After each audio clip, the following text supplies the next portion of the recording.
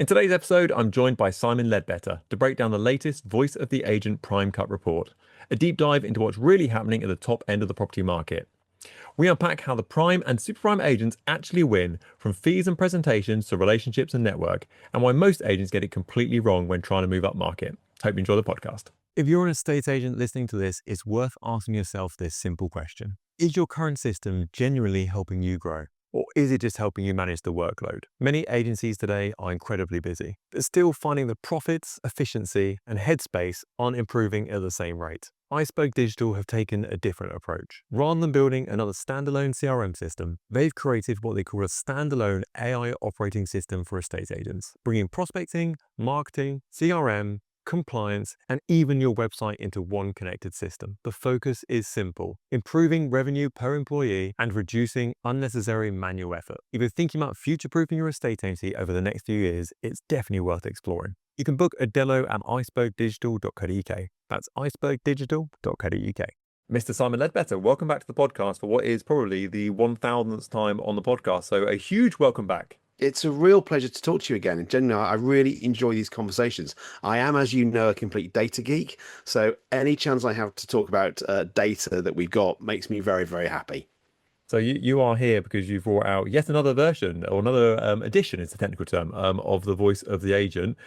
So very brief, I'm sure everybody's heard of Voice of the Agent. So in 30 seconds or less, what on earth is Voice of the Agent? Actually, on that point, one thing we're going to do is actually going to survey awareness of the voice of the agent, because we are curious. I like that. So we need to understand that, and that'll be a generally random sample. So where we are now, so we're now into May. These are the April reports. So we're now 5 editions through the 2026 program, which is some idiot called me decided to do them monthly rather than quarterly or annually. So we've done the sales and lettings market. We've done marketing and portals. We've done AI and prop tech. We've just done salaries and people. And then the one we're going to talk about now is actually the prime cut, which is essentially, we have all this data, but there is a group of estate agents who are in the prime sector, and we'll talk about what that means probably later in the conversation. And there are those people who would like to be in the prime sector. So we've produced the prime cut to say, what is the difference between the prime, the super prime, compared to what the main market is looking like. And obviously we use terms like upper quartile. So what this is it takes all the data we've currently got, and because we've got the sample, we're able to pull out the bit that is the people who are dealing with the prime, the top 25% of the market, the upper quartile, and then different segments of that, and then produce the same data we produced in the other reports, but specifically about prime agents. And we're really pleased about this one because actually even Prime Resi, which is the trade title for the prime agents, actually picked this up and said some very nice things about it. So it's kind of nice to get that kind of accolade. Because it's our 3rd year of doing it. Feels like forever you've done it. It feels like I can't remember a time in a estate agency where there wasn't a Voice of the Agent or a prime cut of it. It seems like it's been going it's like a lifetime. Yeah, it's been good, and genuinely, it's there freely for everybody. So we'll say it at the end again is, we do this research for selfish reasons. A, we get a bunch of insight, which is fantastic. B, I get opportunities to talk to brilliant people like you, Chris, about it. But thirdly, and actually the fundamental thing that we like about it is, if you want to be a good agent, why don't you just do what the good agents do? So we share the best practice of the best, and that's what's in the Voice of the Agent. As you can see, what is the formula for success? It's a hard-nosed PR commercial aspect to it, but there's a philanthropic element as well, which is we want this industry to be the best that it can be. So these reports exist for everyone's benefit.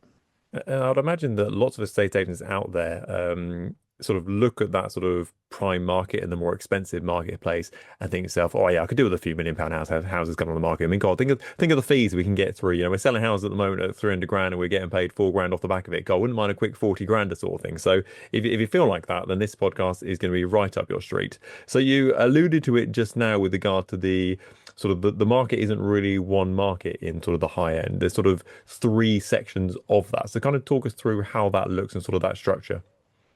Yeah, so there's what we call the upper quartile, which is the top 25% of the properties. But if you consider the upper quartile starting in the mid 400s, so if you live in London, you're kind of thinking, well, are all our properties in the upper quartile. So you kind of have to take some regional splits in terms of the upper quartile in London is different to the upper quartile, say, where I live in the East Midlands. But if you look at the national picture, the top 25% of properties, mid 400s up, and then we break it and we use different breaks, but depending on the data, we go with what's statistically available. So often we'll use like a 650 split for prime. Sometimes we'll push that to 1 million, because in reality we need significant numbers to make the data statistically significant. And then the super prime space generally starts at £10 million plus, but sometimes you can bring that down to 5 million in certain areas. Because say a £5 million house near I live in the East Midlands would be a castle. Go to a part of Clapham and you're probably going to get a terrace house. So, you've got to have some caveats on the data, but yeah, it's three different markets. There's the upper quartile, what my old boss at Fine Country called prime transactional. So these are the properties that are more mainstream, but they're the upper end. Then you move into the prime, which are more rarefied, but they're still moving, and they're more normal kind of homes, but they're in very nice locations, they're very high spec, big square footage and things like that. Super prime is a completely rarefied market. The number of agencies who deal with it and the number of properties in it is a tiny fraction of the rest of the market, but they take one hell of a share of the fees in the industry. Mm. So let's take that and run with it, if that's okay. Because I know that lots of agents are, I don't want to use the word obsessed, but they're very keen on, more instructions, more instructions, more instructions. But the report kind of suggests that, there's sort of a slightly different model for this sort of part of the world.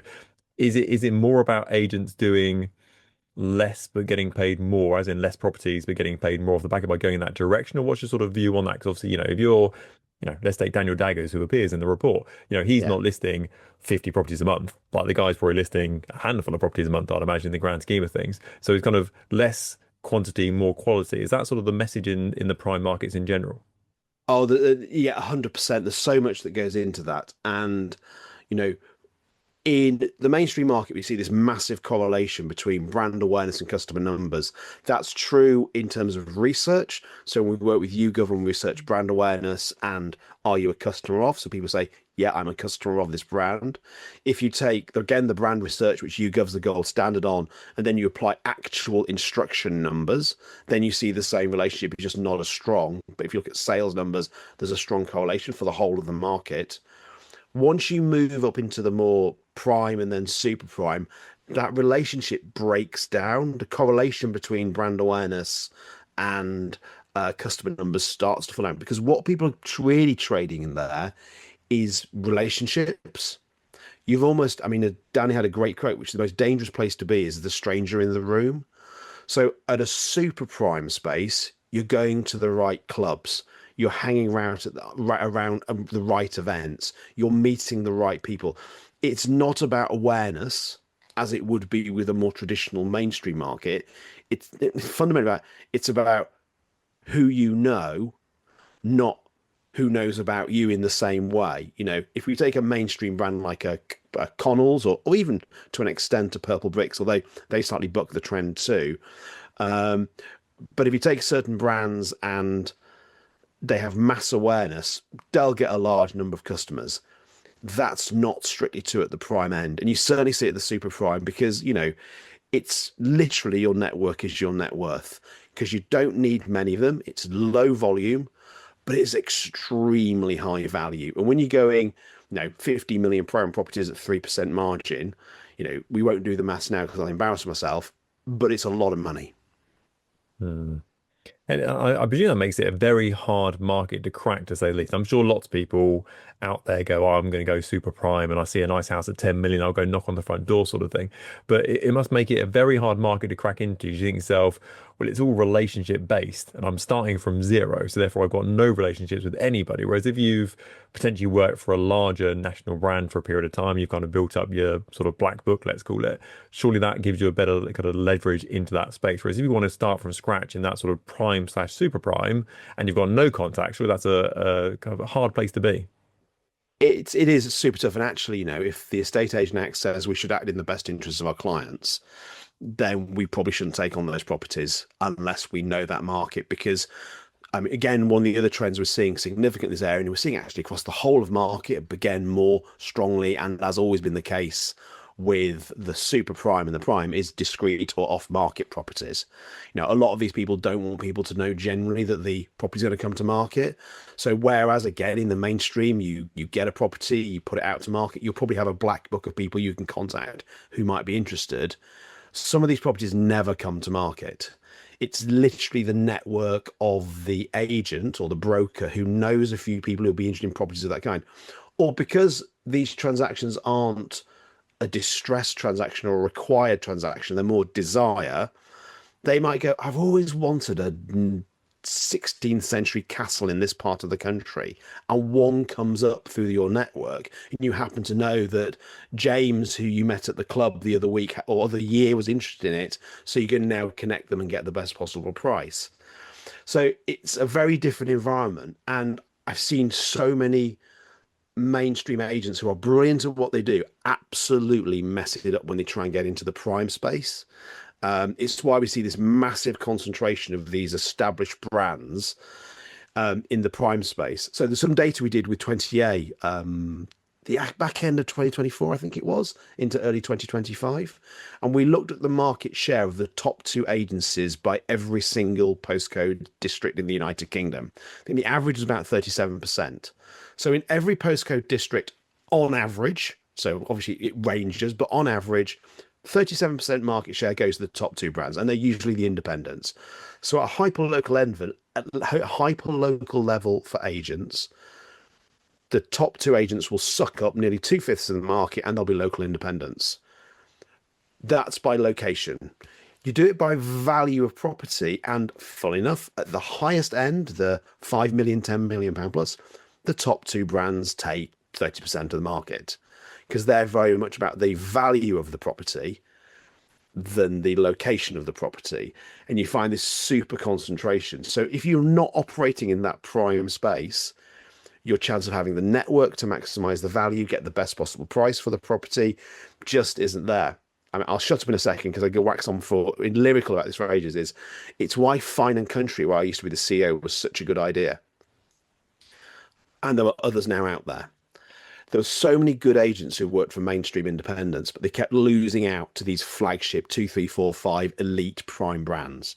So what Fine and Country did was created a prime brand for local independents to say, well, you're not for us as a mainstream brand because you're such a nice property. We should put you in the prime Fine and Country brand. And a Fine and Country board says this is something that stands out special.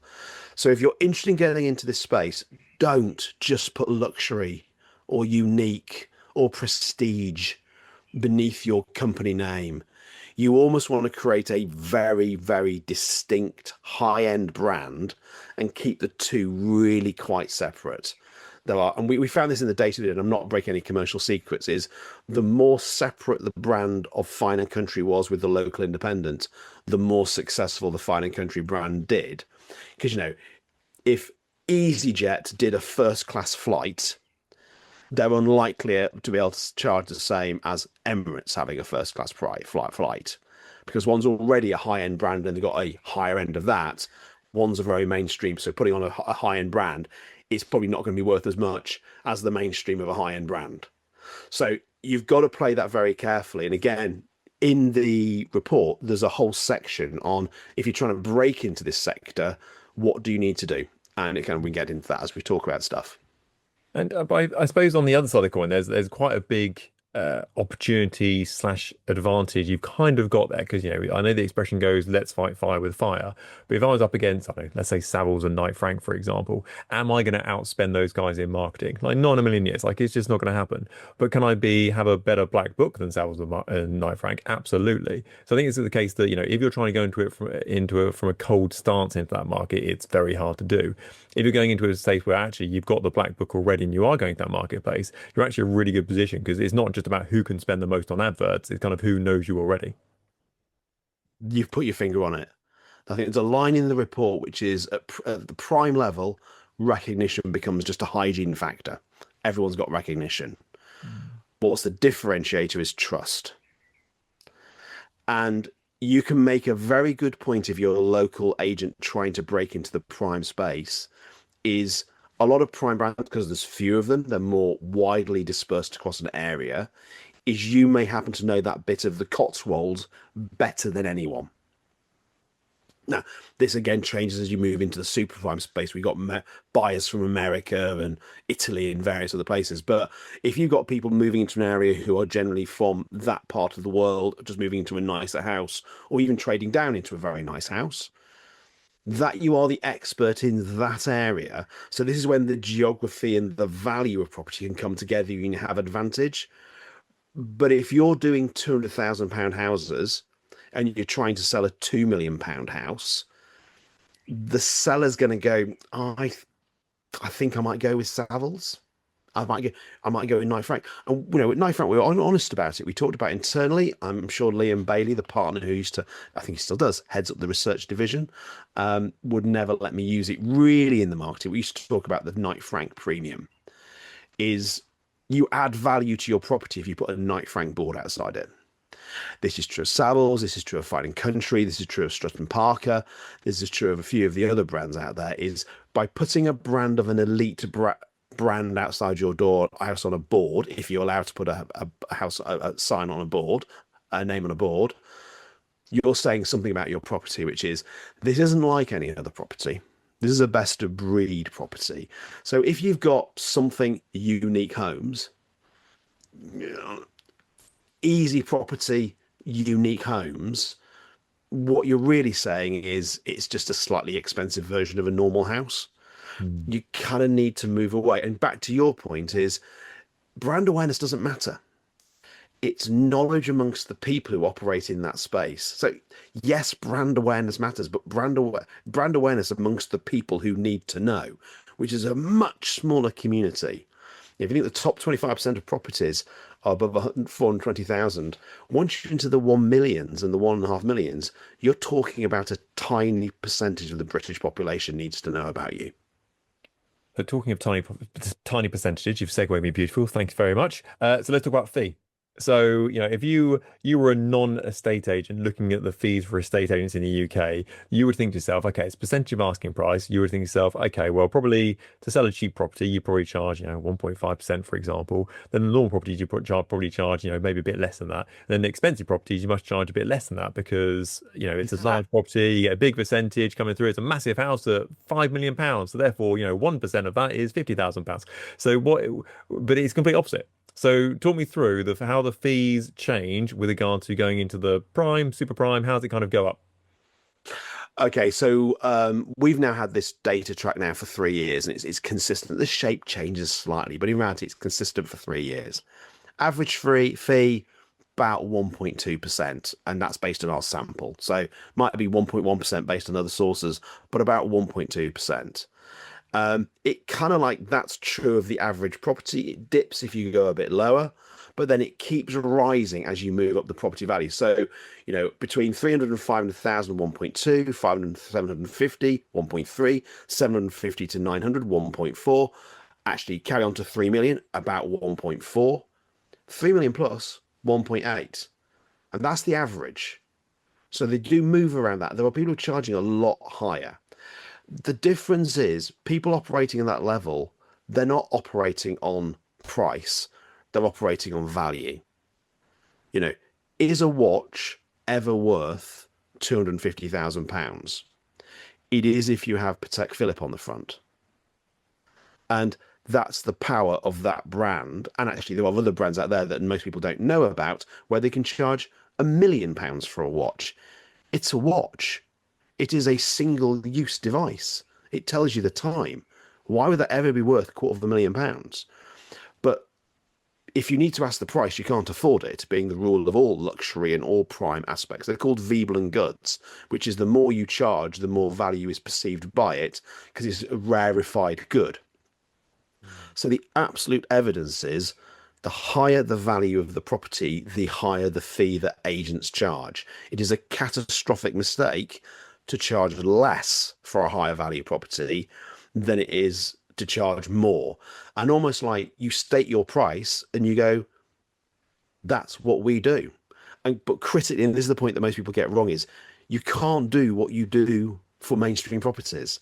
They're buying into value based on you doing the most amazing presentation, and then once they have the property, you're going to demonstrate your expertise in understanding the buyers of that property. You're going to be amazing at exhibiting that property in terms of how the property is staged, photographed, videoed, presented, the collateral that goes around it. So it's all perfectly done. And then the experience to the customer is second to none. There's a prime buying agent in London whose line is, there are 10 things you need to know when buying a property. Number one, contact me. For the rest, I'll take over the rest. And it's like, the experience is remarkable. You know that you're paying a premium to get a premium service. So that's absolutely critical at that level. You charge more, but you earn it. And because it's a low volume game, I mean, we had some partners at Knight Frank who would do 4 houses a year. And I'd say, could you just do one more house? Because that would increase our business by 20%, but it's only a tiny bit of extra work for you. But it wasn't. That was unfair, and I'm being facetious. Selling a £200 million house you're going to a lot of events. You're meeting a lot of people. You're doing a lot of glad handing. It's not as simple as just stick it on a portal and pray. You need to find the one person somewhere in the world who has £200 million who wants to buy that property, who may then never even visit it. It's funny because I think it's I was chatting to David Lindley about this on the podcast. Well, it would have been a few weeks ago by the time this comes out, and we were talking about sort of the percentage of someone's net worth. So, to you or me, Simon, £10,000 might be a lot of money. We might miss it from our bank account, and kind of that's that. But if you're worth £100 million, like £10,000, like is what, a penny on the floor? Like it's Yeah. it's like you wouldn't lose anything. So yeah, spending 100 grand on a watch or £1 million on a watch, you're like, okay, it's like me or you spending 100 quid. Like I'd spend £100 for a watch. Like I wouldn't see a big deal with it. Probably the same sort of thing. So I think it's yeah, it can be quite limiting with you got your own perspective on these sort of things. And I think my current PB with regard to selling houses is just under 4 million quid. And it certainly wasn't the hardest negotiation I've ever had in my life. The hardest negotiations I've had are like 100 grand flats where they haven't got the Yeah. money. And they're like, will you include like the dishwasher and like all the food in the fridge? And I'm like, oh, Jesus Christ. Whereas like, you get to a certain point and you're like, okay, well, this offers 250 grand below your asking price. And they're like, okay, well, that's not too bad. And you're like, 250 grand below your asking price. Well, that's not too bad. Like that's a Ferrari. I've just clipped my fingers and I've just got rid of a Ferrari off your driveway. So it's funny, isn't it? When you look at that sort of the value piece, it's kind of value through the eyes of the beholder rather than sort of you as the agent. And people underestimate, 100%, people underestimate what a billionaire actually is. Is it someone told me that it's like, I'm going to get this entirely wrong, so please, everyone can check this, and we'll do the accuracy in a comment below the video or something. But it's like, if it takes a day to count to 1 million, it takes 30 years to get to 1 billion. Once you have £1 billion, it's exponential growth. It's not like 10 times 1 million. It's 1,000 times 1 million. So it's kind of like it's a significantly larger number. And when you look at the kind of the accumulating wealth they have on the back of that, is what they're spending. They're probably never eating into the principal of their wealth. And there's all sorts of political discussions people can have about that, and that's not for here. The point is, in a prime end, that's super prime. I think for most people, they're going to touch the upper quartile and the prime, but those rules at the top, you just need to dilute them a bit to bring it down to kind of the next level. What you can't do is take what you do in the mainstream and apply it upwards. You need to go at the top end. I need to just dilute that down, not to the extremes, but it needs to be a better quality of experience. You've got to demonstrate your expertise, and you've got to be much better exhibiting what I call the 3 E's.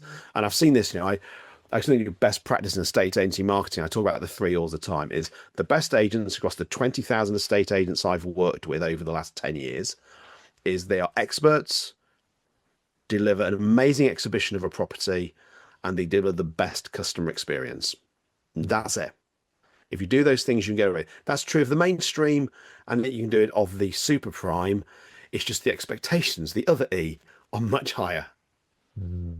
Let's talk about you mentioned the presentation side of things. So yeah, as the price goes up, generally speaking, professional photography gets better and better, storytelling, staging, all that sort of stuff. Why does that investment and that presentation carry such a heavy weight in that prime marketplace?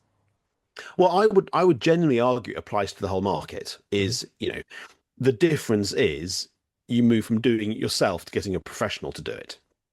So every property should be in some way staged. So Elaine Benhall, her books How to Sell Your House and Sell High, Sell Fast, they've got all the descriptions of that. If you contact Elaine Penhall at Lemon and Lime, she'll send you the books. Just read them. And if someone has got a large budget, they should at least do some of this work themselves, because ultimately we are visual creatures. We make a decision based on what we see. If you haven't prepared yourself, if you haven't, like, wearing an airlie rather than a suit, for example, if you haven't prepared a property, if you haven't photographed it properly, you're not maximizing the value of that property. But once you move up the property value scale, these are people who are used to a much better quality of everything. And that's both the seller and the buyer. So it becomes really important that when you get the property ready, you get it ready for a potential buyer so they can imagine themselves living in that property. And again, that rule applies to all properties, but above a certain level, you probably want a professional to do that, where it's not your taste, it's not necessarily the seller's taste. It's a professional stager, a professional photographer, and a professional videographer who knows exactly how to get a property ready to be professionally photographed and videoed, and then a great walk around if required by I hate to say this, an aesthetically attractive human being who can speak well. That's That's me. what is That's me and you, expected. Simon, isn't it? I mean, I can barely I can barely say the word aesthetically, so I am not the right person for it. But although joking aside, I wouldn't do it. I would hire someone to do it. Mm. I'd happily be a voiceover. I've got a great face for radio. I'd happily be a voiceover over a video, following a well-written script. But in terms of actually someone showing a property, I would want to I'd make sure I was tailored. I'd go and get a tailored suit. I'd make it fit perfectly, not too tight suits, not kind of nonsense like that. Or I get a professional actor to walk around a property and do a show of it, because you're not competing with other estate agents. You're competing with someone who's going on holiday to the one and only resort, who may be going to 5-star, 6-star hotels, who's flying business class, first class, or has a private jet, is chauffeur driven. They're going to the best events. Their lifestyle is a level where they're used to the best of everything. So when it comes to the property, they kind of want the same. They're not going, when I go to my Maybach garage to get my car, my third car, I'm treated in this way. What I expect the same with my real estate broker. That's kind of what I would expect, because that's the level of service I would expect. I believe, and I agree, and I argue this long days, long times. I agree this long times, going to string a sentence together again. I like Premier Inn. When I go on business trips, I go to Premier Inn because I know exactly what to expect. I know exactly what I'm going to get. I've got great beds, good showers, and fantastic breakfast. Tick, tick, tick, all things done, and there's normally always parking. If I want to take Mrs. L out for a nice weekend, I might go to a Ferndale hotel, Covent Garden Hotel or the Soho Hotel, one of those other fine hotels. It's a hotel. It has a bed. It has a shower. It has breakfast. But it's a different level. Mm. So it's the same commodity, but one's a brand at a very different level to the other. And, I'm no critic of things like Ryanair, is you get what you pay for. They're not promising to be anything they're not. But if you traveled, say, Qantas business class, it's a totally different experience. And that's why you do what you're doing. And, again, I'm sure Elaine won't mind me saying this. I worked with her for 3 years and we got the data. There is a significant premium. If she comes onto your podcast, I'm sure I can share the actual data, but there is a significant premium to getting your property professionally staged, which is far greater than what you would invest in staging. You are much more likely to achieve your asking price, whereas most properties achieve below, and you're much more likely to exceed your asking price with a professionally staged property. That's why you do it. It's not some romantic nonsense or some marketing fluff. It's hardcore commercials. Is do you want to maximize the value of this property and sell it as fast as possible? It's funny, isn't it? I remember listening to I think it was a podcast with some tech billionaire guy a while ago, and if anything really happens to you in your life, you generally get to the same level of happiness like a year later. So, for example, if I was in an accident tomorrow and I lost my legs, I'd probably in about a year's time. Yes, I'm gonna have a terrible year ahead of me, very sad, and I've lost my legs. But in about a year's time, I'll be like, okay, similar sort of happiness all over again. And he was talking through how having a Ferrari, having a Rolls Royce, flying on private jets, having like the most amazing food from around the world. That's just like Wednesday. That's like that Yeah, is just the standard his life has become accustomed to very, very quickly. And yes, he'd kind of worked his way up there, but within 6 months to a year or so, if it wasn't like, caviar on toast and whatever, like he was like, this is rubbish. This is just the standard I'm used to. And I don't look at it and go, wow, it's a Ferrari. I go, that's my car. Or don't go, wow, it's a private jet. It's like, I'm just getting on a flight. Like your brain becomes accustomed so quickly to kind of that level of sort of happiness and comfort in your life that anything below that becomes a big issue. So if you are used to that sort of level of service and, the way everything looks and the way it's all put together with the aesthetics, and then suddenly you're below that, that becomes an issue very quickly. well, it's that old thing of no one notices good signage, but Mm. you always notice bad signage. If something doesn't tell you exactly what you need to know and get you where you want to go, you certainly know it. And you're absolutely right. Is if you're accustomed to a level of experience and service, it's normal. But you absolutely notice when it falls below that standard. Mm. Um, so I think, yeah, you're absolutely right. Is know where you play, but don't. I mean, there's so many good people who operate in the prime space, and a lot of them are very generous with their time and their knowledge. I mean, I worked with Daniel Daggers at Knight Frank. We became very good friends. I worked with him when he started the business again when he was building a marketing team. We catch up every 6 months or so and talk about stuff. He's an incredibly down to earth, humble, generous, intelligent guy. He also happens to be the sixth largest super prime agent in central London, selling properties of an average value of £15 million. Mm. People like that, they are putting their knowledge out there all the time and they're explaining this stuff. So before you just wander and blunder into the prime space, or certainly the super prime space, I'd go and read everything available. I'd read the prime cut for the last 3 years.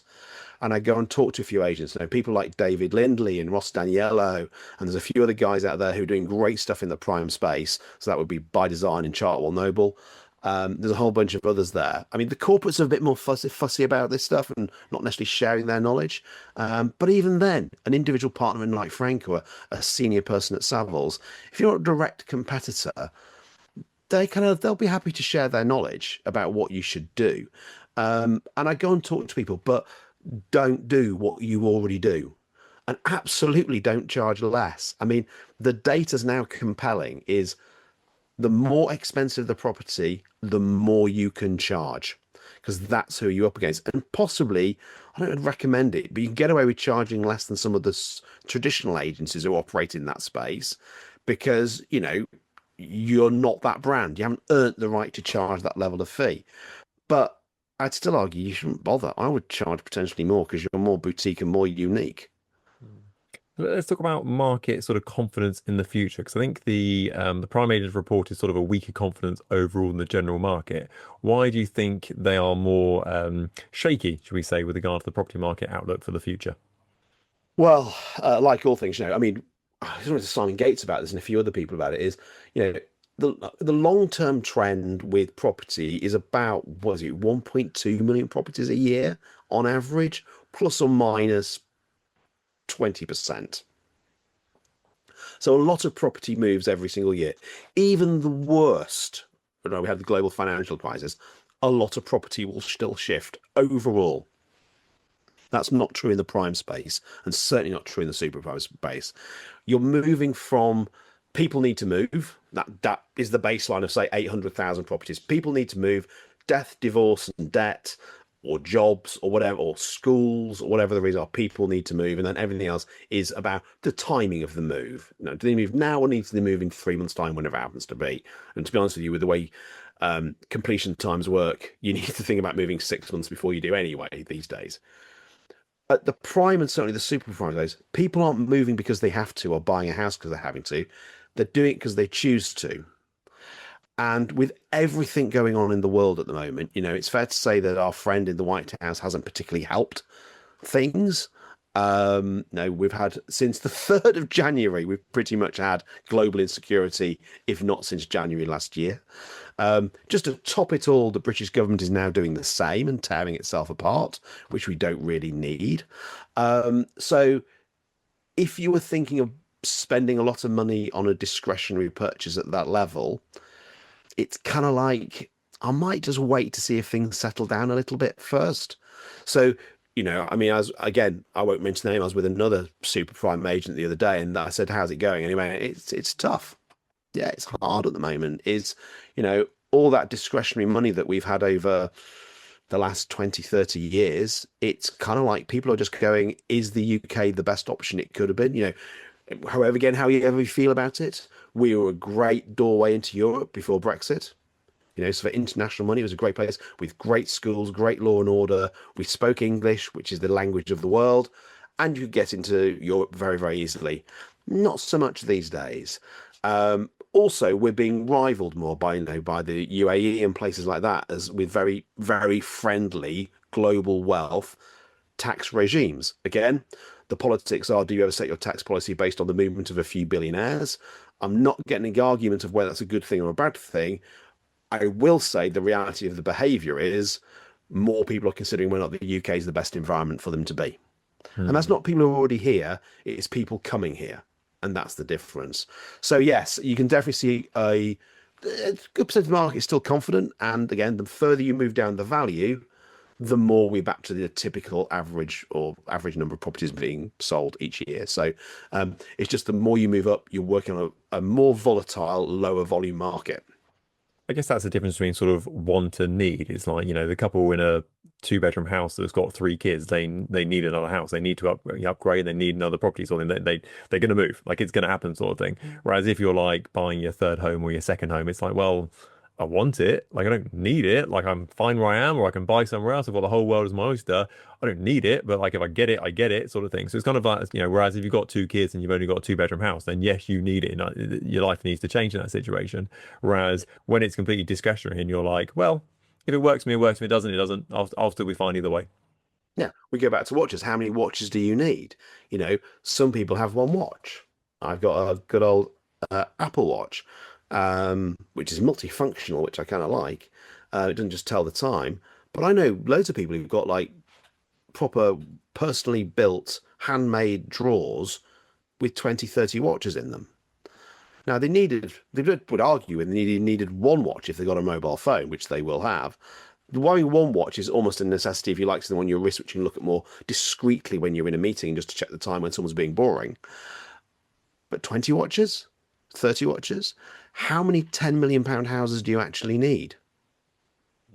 So yeah, we're absolutely moving from need, an absolute necessity, everyone needs shelter, to want, discretionary, and that's the big change we're having.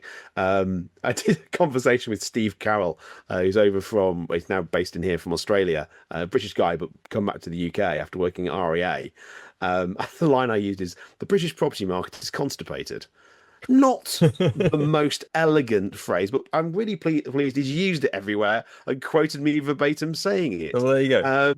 But yeah, I mean, that's the challenge is, yes, we are seeing more people overseas and more people who are discretionary purchasers just holding back while we see what happens with the international situation. And our lovely UK government has decided the best thing they can do is tear themselves apart, which is just what we needed economically at the moment. So if you were either you've got an existing estate agency already, or you were due to launch an estate agency business in the not too distant future, and you wanted to either sort of attack the prime market, maybe not super prime, but kind of, upper quartile, going in the right sort of direction, what are the big bits of advice you kind of take on board to make that life as easy as possible? So the first thing is I'd actually decide to do that or not to do that. If I'm going to do that, that's what I'm going to do. I'm probably not going to do the rest of the market. So I'm going to have to make sure that I've got a runway that is long enough So this is someone who's starting out. We'll talk about an existing agency that is long enough on the basis that these properties are few and far between and take longer to transact. So you need a longer runway than if you're going through the mainstream, because you can't do, admittedly, auctions and things help, but generally speaking, you're talking quite a long time to complete a high-end property. So the first thing is I make sure I've got a good runway. I'd identify all the very high-end properties in the area I want to operate, and I'd send them a personally handwritten letter. And so, operate in this area. If you're ever considering selling, I would love to consider your property. This is who I am. This is what I do. I would invest quite a lot in the aesthetic of my business. I would make sure I have a great website, a great social media presence. I'd create a wonderful email newsletter that people, when they sign up to, would get, which talks about the prime property market. There is no property market. There's a market for properties. So you want to talk about what the data says very specifically about your area. And then, I mentioned the handwritten letters, direct mail. I would be sending a letter on a relatively regular basis to all the houses in the area, which is say, just to let you know, I'm in the area. If you're ever interested, do give me a shout. You don't need many people to respond at this level to make quite a lot of money. And I'd talk to a marketing professional about getting the branding done. I just wouldn't come up with an idea and a name. I'd get a real design agency design you a high-end brand that really works. If I was an existing business, I would genuinely consider creating a separate brand. You could have part of the X group, have it underneath, but I would, and I saw the data. You need to move it away from your core brand. It needs to stand alone and be seen as the brand of the high end. Because otherwise, it's just a sticker it's just a sticker on a normal brand. So, decide you're going to do it. And if you're going to do it, commit. And then in both cases, you need to get into the community that operates at that level. So all the golf clubs, all the squash clubs, all the high-end bars, all the nice restaurants. You need to make sure you're visible in all the right places so the network you're going to reach sees you as part of their network. And to be honest, the best thing you can do and the biggest chance... the Duke of Westminster, the former Duke, not Hugh, his father, Gerald, he was asked by someone what's the secret to being really successful? I think I've said this before, perhaps, which is it's really good to have an ancestor who was the best friend of William the Conqueror. That helps. It helps. It goes a long way. But the best way to break into this market is be one of them already. You kind of need to be from this world to really succeed. If you're, and I mean, I'll say the phrase because Danny used it, if you're from the wrong side of the tracks, you need to be twice as good. And that's kind of the thing is, if you're going to break into this market, you need to commit to this market. If you're of it already, great, because you'll already have the little black book. If you're not of it, you need to earn your spurs by being out there. You're going to go to the golf clubs, the squash events, the Rotary Club, the round table. No, even then, maybe not. You need to go higher than that. You need to make sure you're hanging around the nice restaurants, the nice bars, you're holding events, do wine and cheese evenings. Get to know the solicitors operate at that space. Mix in that world and be known as and people do like the independent. So you can be the local independent that's good at this high-end property as opposed to some national corporate chain from London sucking value out of your community. You can lead with that story if you want. That's fine. People do like the local independents as well. So you've got benefits, but you just need to be of the market. People buy from people who buy from people who are like them. I love that. Well, great line to finish with. Simon, thank you so much for your time. All over again. A banger of a podcast. All over again. Thank you so much. Absolute pleasure. I look forward to the next one. No, you're never far away from a Web and Leadbetter podcast. Thank you so much, mate. See you soon.